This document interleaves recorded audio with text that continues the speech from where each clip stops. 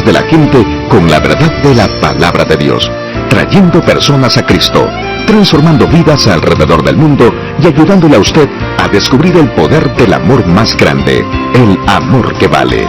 Permanezca con nosotros ahora para escuchar la enseñanza del Dr. Adrián Rogers en la voz del pastor Lenín de Llanón. Una vez más me es muy grato el saludarle y extenderle una sincera bienvenida a nuestro programa El Amor que Vale. Sabe, estuve pensando acerca de los nombres de Dios.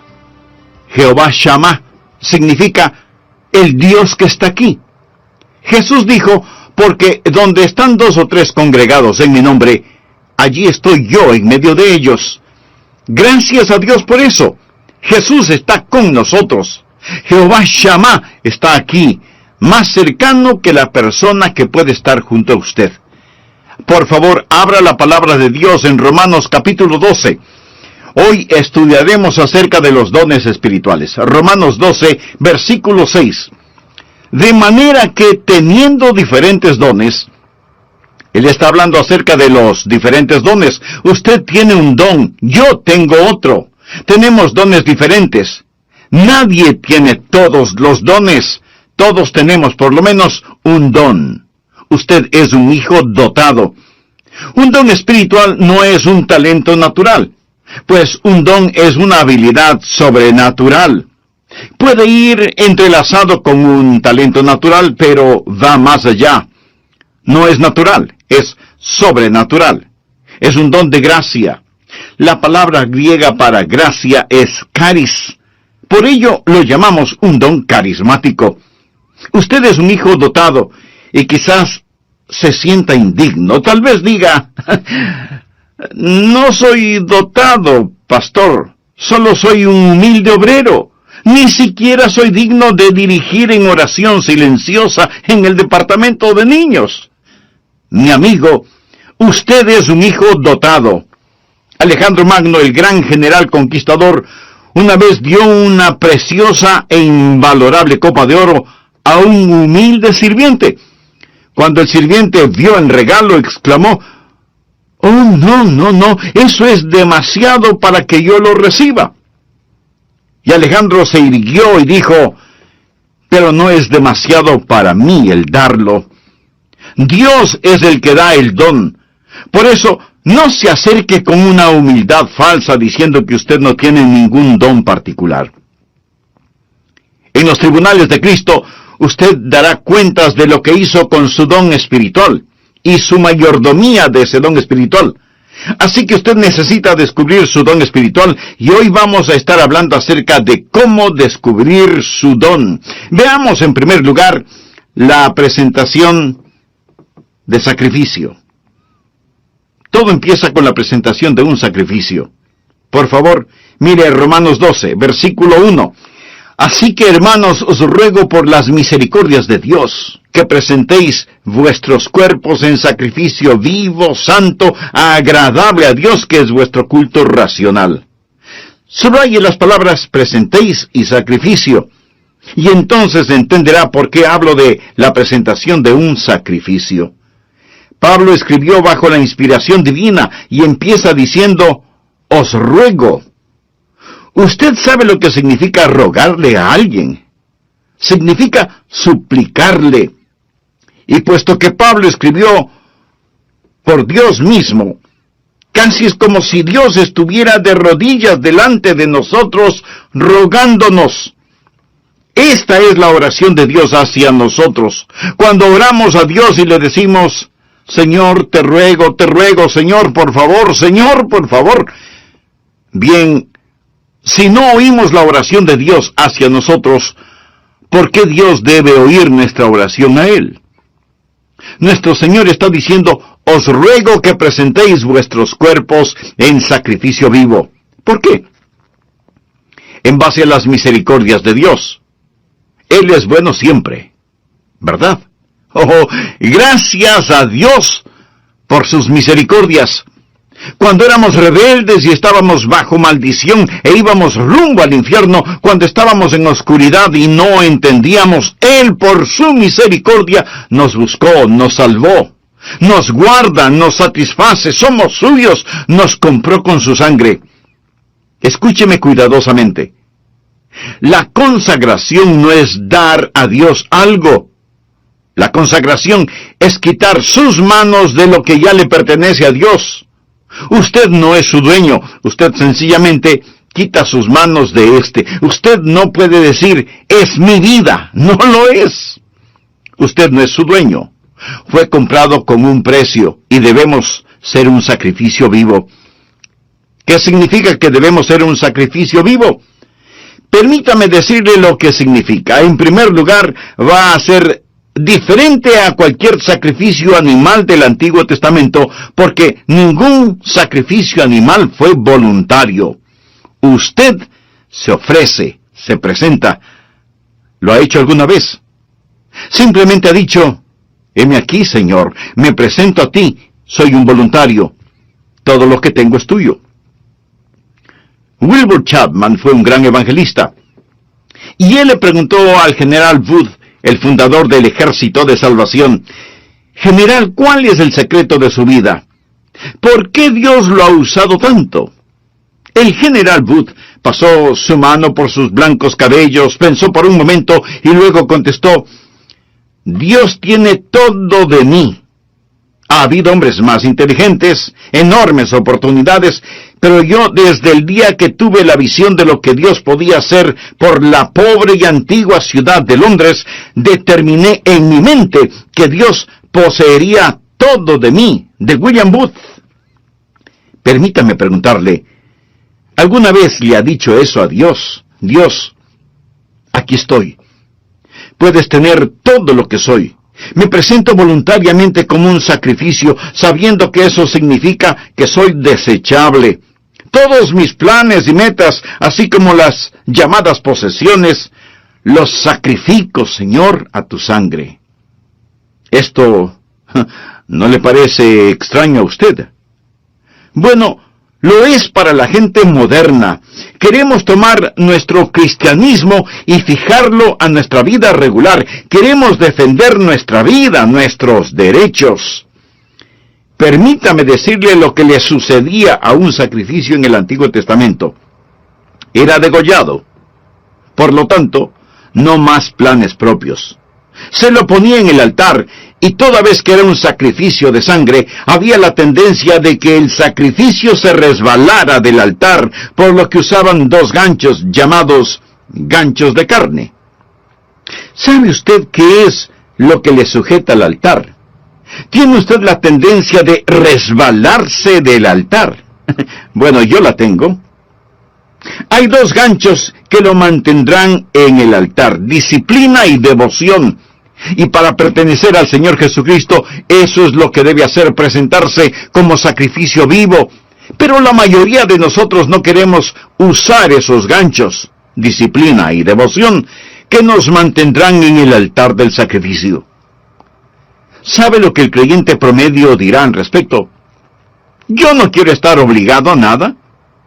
Me uniría a la iglesia, pero no quiero estar obligado a nada. Puedo prometer una ofrenda de amor, pero no quiero estar obligado. Quiero ser libre. No, mi amigo. Esto no es un sacrificio. ¿Y qué es lo que le pasaba al sacrificio en el Antiguo Testamento? Era consumido, era quemado. ¿Sabía que usted nunca adorará a Dios verdaderamente hasta que sea consumido? ¿Alguna vez ha sido consumido por el fuego santo de Dios? Eso es lo que Pablo está diciendo. Pero algunos de ustedes objetarán diciendo, un momento, pastor, por favor, yo no quiero hacer todo eso. Solo quiero que me diga cuál es mi maravilloso don espiritual. Bueno, Pablo se lo va a decir.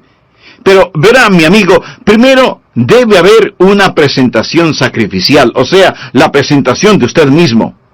Usted dice, Pastor Rogers, si yo hiciera eso, ¿quién sabe lo que Dios quisiera que yo haga? Suponga que usted tiene un hijo, jovencito, y suponga que un día su joven hijo viene y le dice, papá, he estado pensando, tú eres tan sabio, amoroso y bondadoso, y tienes tanta experiencia. Por eso, me parece que lo mejor que puedo hacer es pedirte consejo. Y lo que tú me digas que debo hacer, eso es lo que haré. Y lo haré de todo corazón. Dime qué quieres que haga, dónde quieres que vaya, qué deseas que estudie, quiénes quieres que sean mis amigos. Lo que me digas, lo haré. Y usted piensa, mi hijo debe tener calentura.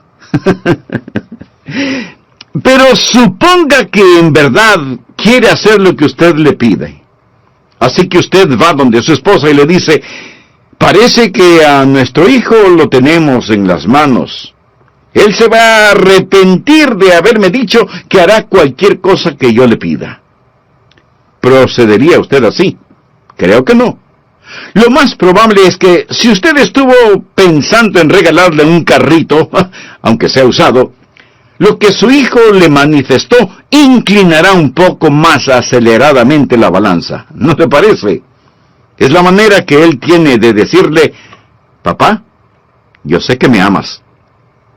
Usted se presenta a sí mismo como sacrificio vivo y comprobará cuál sea la buena voluntad de Dios, agradable y perfecta. No tenga miedo de entregarse a Él, ni de decir, heme aquí, Señor, me entrego totalmente a ti. Ese es el primer principio, la presentación de un sacrificio. El segundo principio es, habrá una transformación espiritual. Después de la presentación viene la transformación. Mire por favor el versículo 2. No os conforméis, es decir, no se dejen amoldar a este siglo, sino transformaos por medio de la renovación de vuestro entendimiento, para que comprobéis cuál sea la buena voluntad de Dios agradable y perfecta. Una transformación. La palabra transformación aquí es una traducción de la palabra griega metamorfo. ¿Qué palabra le recuerda? Metamorfosis. Y esta es la transformación. Usted pasará por una metamorfosis. Como una oruga entra en un capullo y pasa por una metamorfosis, y ese feo gusano que entra en ese capullo sale como hermosa y gloriosa mariposa. ¿Por qué?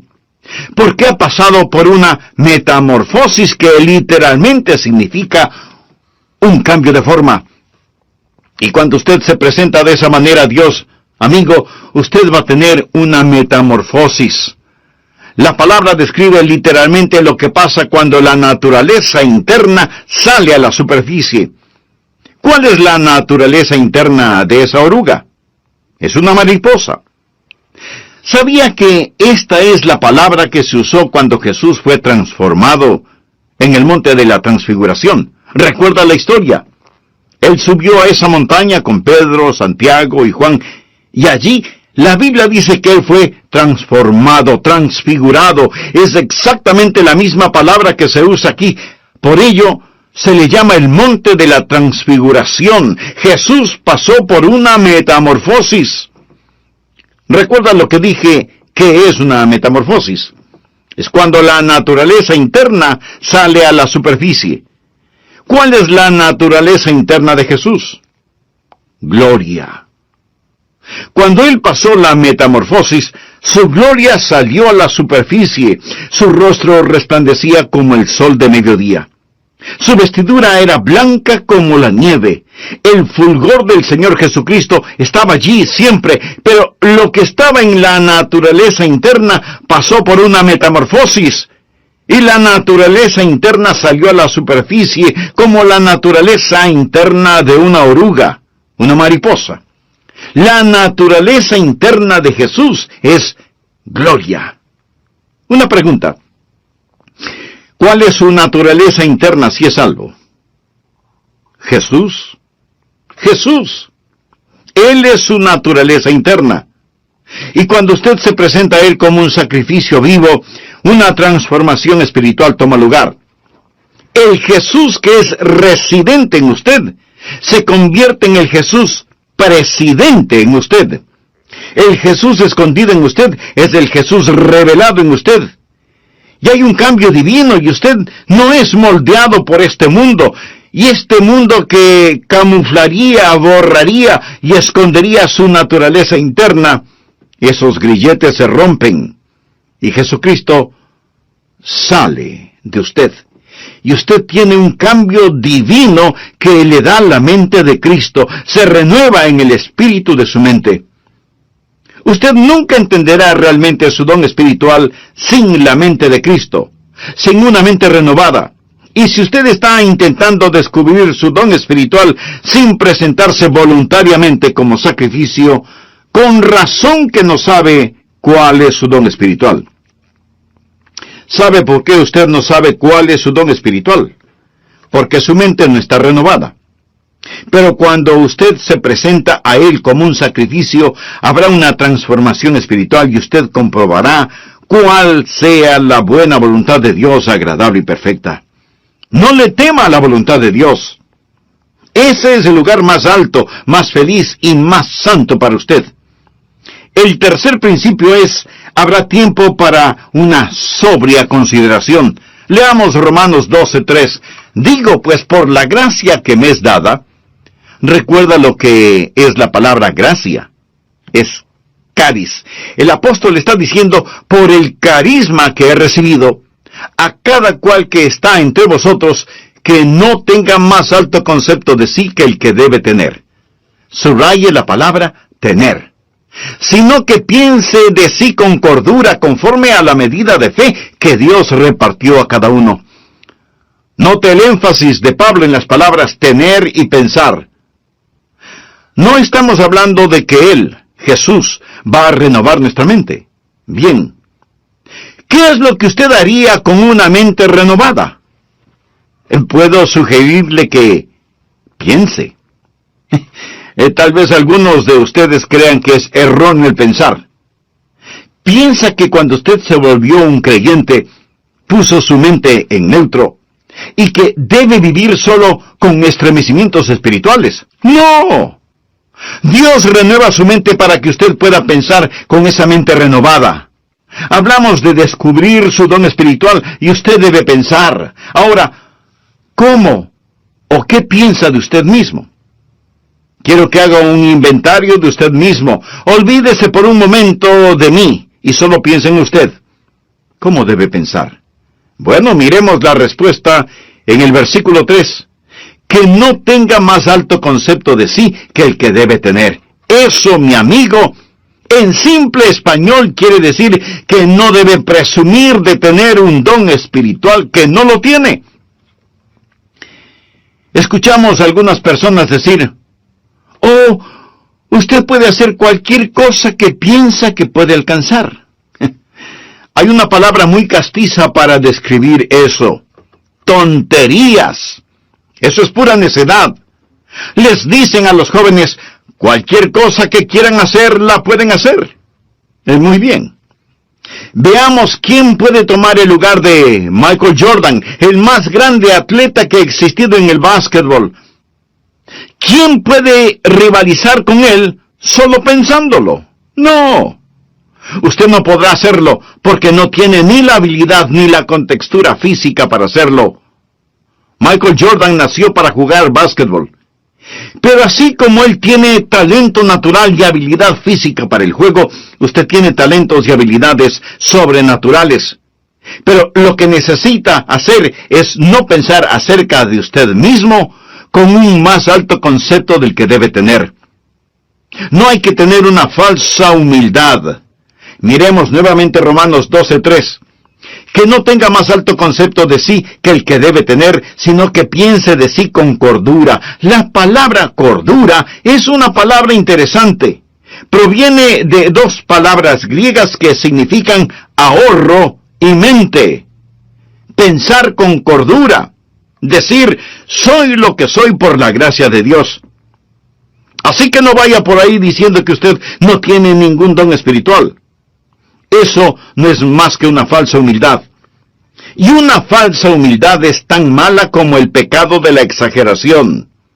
El decir que usted tiene un don espiritual no es malo, pero el decir que no lo tiene es rebelión. Tiene que pensar con cordura, o sea, tiene que pensar honestamente acerca de lo que tiene. El negar el regalo de la gracia no es humildad, es incredulidad y rebelión. Pensar de nosotros mismos con cordura, sin pecaminosa exageración ni falsa humildad. Mírese usted mismo. Haga un inventario de usted mismo. Pero pastor, eso suena complicado. ¿Podría ayudarme un poquito? Deme alguna guía de cómo pensar.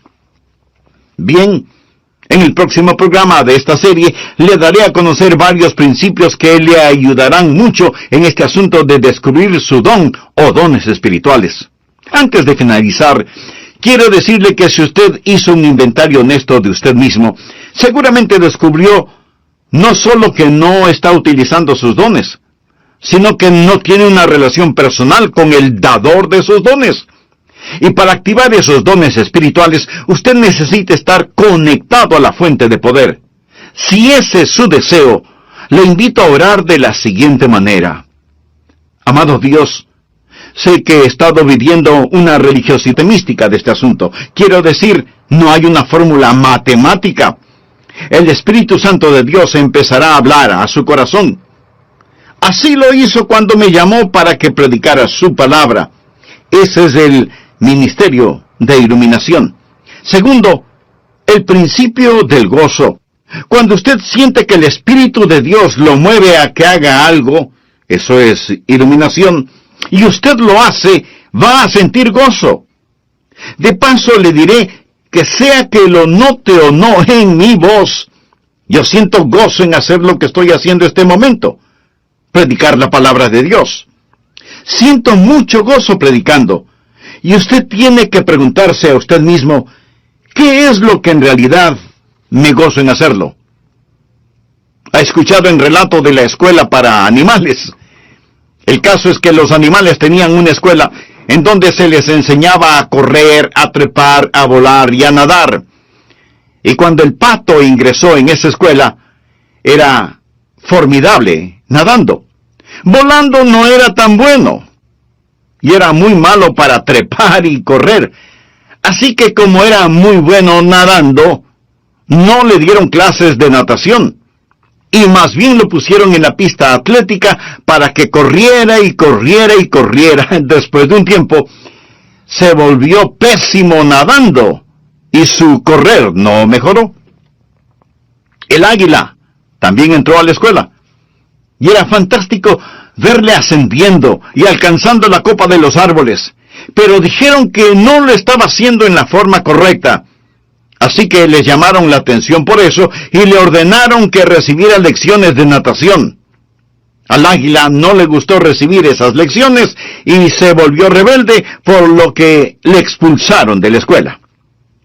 Luego vino a la escuela el conejo, quien era increíble corriendo. De hecho, le encantaba correr, pero no era tan bueno en el resto de cosas. Era malo nadando y no le gustaban las clases de natación.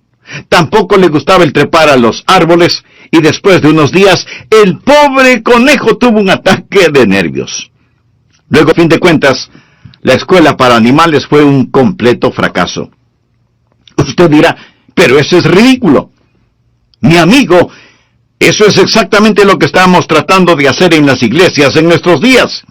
En vez de dejar que las personas hagan aquello para lo cual Dios les ha equipado y les ha otorgado un don, tratamos de frenarlas en las áreas en las cuales son fuertes y de inflarlas en algunas áreas para las cuales no tienen ningún don. Dios le ha dado a usted un don particular y va a descubrir que recibirá iluminación sobre su don espiritual y experimentará gozo al utilizar su don. Tercero, el principio del ánimo. Usted encontrará a otras personas animándole en su don espiritual. ¿Por qué? Porque ellos son bendecidos por su don. Fue maravilloso para mí cuando era un jovencito en la iglesia y yo rendí mi vida para hacer lo que el Señor Jesús quisiera que yo haga. Escribí en un pedazo de papel, aquí estoy, Señor, para lo que tú quieras que yo haga. Y ellos me pidieron que fuera el pastor para la semana juvenil. ¿Se puede imaginar eso? Yo no era un buen estudiante. Inteligente, pero no era un buen estudiante. Ni siquiera recuerdo si llevaba libros a la casa para estudiar. Y si algo no lo entendía durante las clases, pues fingía haberlo entendido. Y así pasaba con calificaciones promedio. La última cosa que se me hubiera ocurrido pensar era que me pidieran predicar durante la semana juvenil. Y ahí estaba yo, petrificado. Pero prediqué. Y la gente después vino a decirme, me bendijo lo que dijiste. Estuvo bueno. Debes predicar otra vez. Al principio pensé que me lo decían por pura cortesía. Seguramente no dije nada bueno, pero continuaron felicitándome y eso me gustó. Si un predicador le dice, no me gusta que me digan que prediqué bien, mi amigo, esa es una mentira. Quiero decir, cuando a usted le animan, eso ayuda. Entonces hay iluminación, hay gozo y hay ánimo. Cuarto, el principio de la participación compartida. Romanos 12, versos 4 y 5. Porque de la manera que en un cuerpo tenemos muchos miembros, pero no todos los miembros tienen la misma función. Eso es, no todos hacen el mismo trabajo. Así nosotros, siendo muchos, somos un cuerpo en Cristo, y todos miembros los unos de los otros. Ahora necesitamos aprender que cuando nos presentamos nosotros mismos a Jesús, también nos presentamos el uno al otro. Debe haber una participación compartida. Cuando usted pertenece a Cristo, también me pertenece a mí. Y cuando yo pertenezco a Jesús, también le pertenezco a usted. Recuerde que la iglesia es su cuerpo, no es una organización con Jesucristo como presidente. Es un cuerpo con Jesucristo como la cabeza y todos nosotros somos miembros de ese cuerpo. Y es la arrogancia, la presunción y el orgullo lo que nos divide. Es el Espíritu Santo de Dios el que nos une. Así cuando descubrimos nuestro don, debe haber una participación compartida. Ahora, los dones de todos no son tan obvios. Quiero decir, usted está escuchando por medio de mi voz lo que tengo en mi mente, no lo que tengo en mi hígado. ¿No es cierto? Usted no está pensando, el hígado del pastor está funcionando bien este momento. No. Pero déjeme decirle que si mi hígado no estuviera funcionando bien, yo no estaría predicando en este programa. Verá, en cada iglesia cristiana evangélica hay miembros que hacen distintos trabajos, personas a las cuales ni siquiera las vemos, pero ellas tienen una participación compartida. Y cada don ha sido dado para perfeccionar el cuerpo de Cristo. Y si usted no está haciendo lo que debe, si usted es un miembro de la iglesia que no está cumpliendo el propósito para el cual Dios le ha puesto en la iglesia, usted está haciendo daño y es peligroso para el cuerpo, quien quiera que usted sea. Cuando era pastor de la iglesia, a veces me preguntaban, ¿cuántos miembros activos hay en su iglesia, pastor? Mi amigo, todos son activos. Algunos destruyen y otros construyen, pero todos son activos. Dios le puso a usted en su cuerpo como Él quiso, y debe haber participación compartida. Nadie tiene todos los dones, cada uno tiene por lo menos un don, y somos dependientes los unos de los otros. Dios nos hizo diferentes a fin de poder hacernos uno. Quinto, el principio de la activación específica. Por favor, leamos Romanos 12, versículos del 6 al 9. Ahora el apóstol llega a un tipo de por lo tanto. Él está hablando de todas estas cosas que van antes de lo siguiente. Usted sabe, nosotros nos presentamos a Él, y Él renueva nuestra mente, y entonces nos encontramos a nosotros mismos operando en el cuerpo. Ahora Él dice, de manera que teniendo diferentes dones según la gracia que nos es dada, o sea, según el carisma que nos es dado, si el de profecía, úsese conforme a la medida de la fe, o si de servicio, en servir, o el que enseña en la enseñanza, el que exhorta en la exhortación, el que reparte con liberalidad, el que preside con solicitud, el que hace misericordia con alegría. Aquí él menciona 7 dones y dice, pónganse las pilas, estén activos. ¿Usted quiere saber cuál es su don? Bien, simplemente escoja uno que piensa puede ser su don y póngase a trabajar. Es difícil dirigir a un buque que no se mueve. No se siente simplemente allí. Usted va a descubrir su don cuando esté ocupado. Él dice, profecía. Úsese conforme a la medida de la fe. Es decir, usted puede tener no mucha fe, pero la tiene conforme a la medida de fe que Dios repartió a cada uno. Tome lo que tiene y póngalo a trabajar. Leamos una vez más rápidamente estos 7 dones. Veamos si puede detectar el suyo. 7 dones aquí mismo. Primera de Corintios capítulo 12 menciona más dones, pero aquí en Romanos 12, primeramente habla acerca de la profecía en el versículo 6. ¿Lo ve usted? Mírelo, bien. ¿Qué es profecía? El don de profecía es declarar la verdad. Si usted tiene el don de profecía, se encontrará, por ejemplo, sirviendo en el ministerio de las prisiones, trabajo misionero. Se verá quizás enseñando una clase, pero usted se va a encontrar enseñando. Usted va a tener un deseo de poner persuasión y será persuasivo. Y usted moverá a las personas a la acción.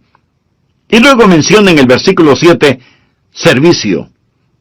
Esa es otra palabra para el ministerio. Y usted va a encontrarse, si ese es su don, haciendo lo que tantas personas hacen tras bambalinas en las iglesias. Y eso es satisfacer necesidades espirituales de una manera práctica. Es trabajo dentro de la iglesia, en actividades de acuerdo al don que tiene. Ayer asistí a un programa de actividades. 2 de mis nietos estaban jugando baloncesto. Allí se fue todo el día sábado. Pero fui a estos juegos de baloncesto y me bendijo tanto ver a esos entrenadores allí, ver a esas personas que trabajan para que estos niños desarrollen carácter. La escuela dominical es el aula, el programa de actividades es el laboratorio donde pone la enseñanza en práctica, y qué cosa tan maravillosa es cuando cada uno cumple con su don de servicio. Y luego menciona el don de enseñar. Mire el versículo 7. Si usted tiene este don, deseará clarificar la verdad. Es decir, usted tendrá un deseo de investigar las cosas y validar la verdad que es presentada. Y tendrá una mente interrogatoria y será usado en la escuela dominical y será usado en las organizaciones misioneras, en estudios bíblicos en los hogares, escuelas vacacionales y así por el estilo. Y después menciona la exhortación, en el versículo 8. ¿Qué es exhortación? Es el deseo de estimular a las personas en su fe, para exhortarlas a amar mejor a Jesús. Y si usted tiene ese don, va a disfrutar la consejería personal. Usted quizás va a estar en el ministerio de música, o quizás en visitación, buscando a los que están perdidos o descarriados, ganando almas. El ministerio de motivación. Eso es exhortación. Y luego menciona repartir o dar. A todos se nos manda dar, pero algunas personas tienen el don de dar. ¿Y qué es eso?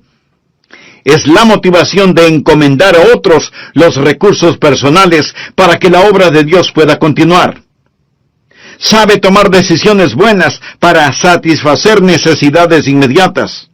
Usted tiene cuidado al dar, pero está deseoso de dar y tiene la habilidad de acumular y dispersar los recursos. Y hay personas en nuestras iglesias que tienen el don de dar. Y doy gracias a Dios por eso.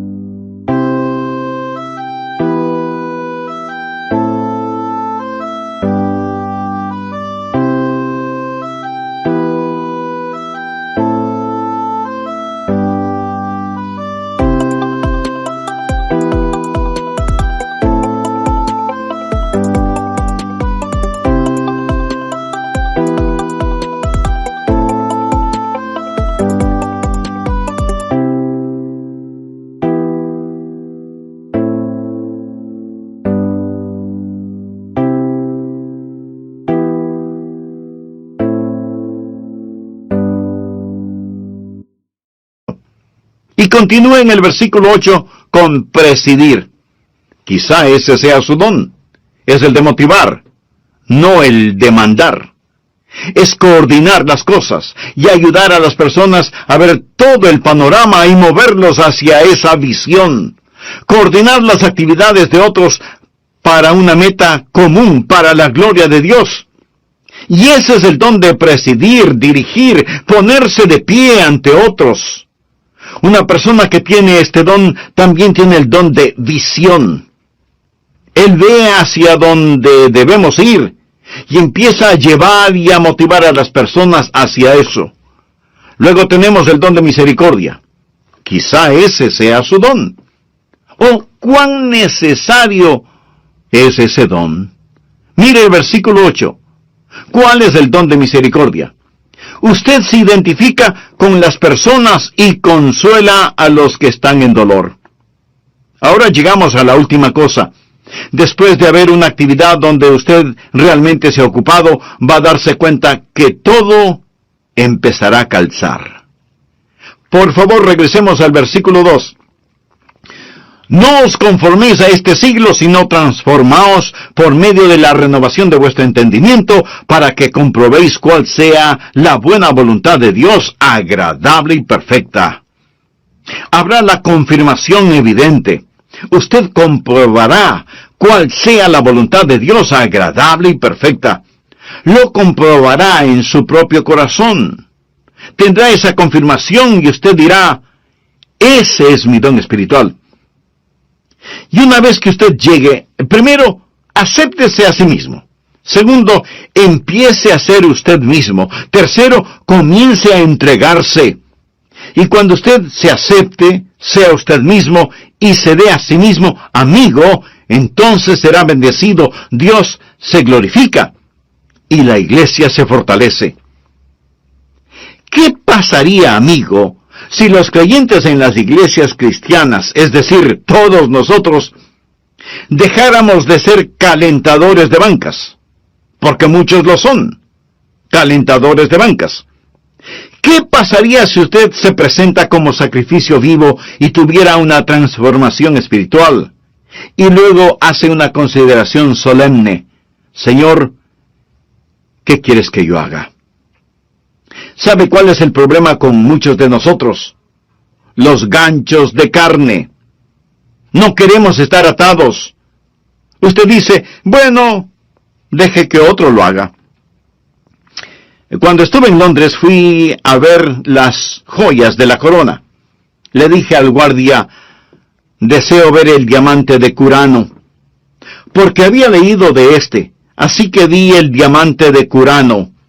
Este diamante es de 186 quilates. Señoras, esa sí que es una piedra preciosa. Y en ese tiempo ellos dijeron que costaba la mitad de todos los gastos diarios del mundo. Esto fue antes de que fuese cortado y se lo diera forma. Está en las joyas de la corona. Le fue dado a la reina Victoria por un príncipe de Punjab, un jovencito que lo tenía en su posesión. Él se lo dio a la reina de Inglaterra. Después, este príncipe de Punjab se convirtió en un hombre. Él fue a la torre donde guardan las joyas y dijo, quiero ver el diamante. En ese entonces él era ya un hombre. Lo había regalado cuando era un niño. Ellos se preguntaron, ¿qué querrá? ¿Querrá que se lo devuelvan? ¿Va a pedir que se lo regresen? Y sacaron ese diamante porque él fue el que lo obsequió. Él dijo, ¿podrían ponerlo en mis manos?